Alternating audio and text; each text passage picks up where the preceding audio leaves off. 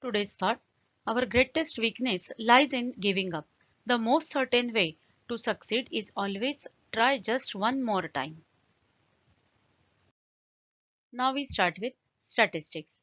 Under this heading, we are going to study measures of central tendency, mean, median, mode from group frequency distribution table. Graphical representation of statistical data, histogram, frequency polygon, and pie diagram. Statistics is useful in many fields of life. For example, it is used in agricultural, economics, commerce, medicine, botany, biotechnology, physics, chemistry, education, sociology, administration, so many branches it is used. An experiment can have many outcomes. To assess the possibility of possible outcomes, one has to carry out the experiment on a large scale and keep the record meticulously. Possibilities of different outcomes can be assessed using this record. For this purpose, rules are formulated in statistics. In previous standard, we have studied the measures of central tendency, namely mean, median, and mode for ungrouped data. We usually find a specific property in the numerical data collected in a survey that the scores have a tendency to cluster around a particular score. This score is representative number of the group.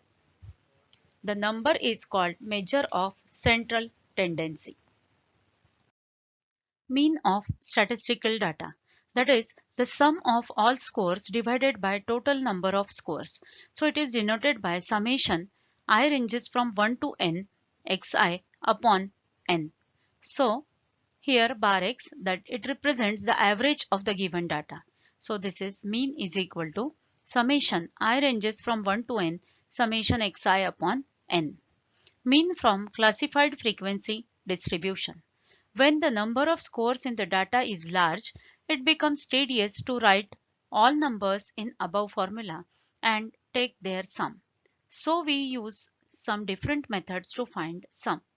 Sometimes large data collected from an experiment is presented in a table in the group form.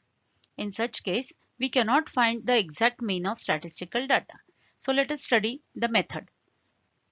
Direct method. Following table shows the frequency distribution of the time required for each worker to complete the work. From the table, find the mean time required to complete the job for a worker. Observe, hours, time is given, number of workers.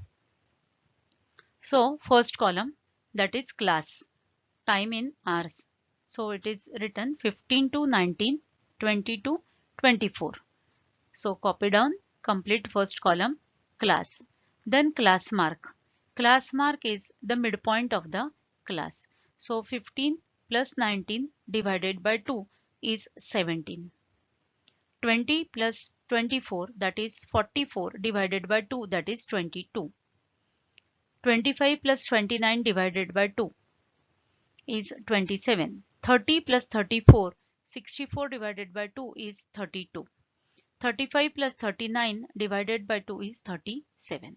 Frequency, number of workers is frequency, it is given. So write down that frequency, number of workers. Then summation of all, summation fi, that is write down, that is 50. Sum of all these numbers, frequencies. Class mark into frequency. This is class mark into frequency. 17 into 10, 170. 22 into 15, 330. 27 into 12, 324. 32 into 8, 256. 37 into 5, 185. Summation of all, that is 1265. Summation fi xi. Mean, that is bar x, is summation fi xi upon n. 1265 divided by 50. So it is 25.3.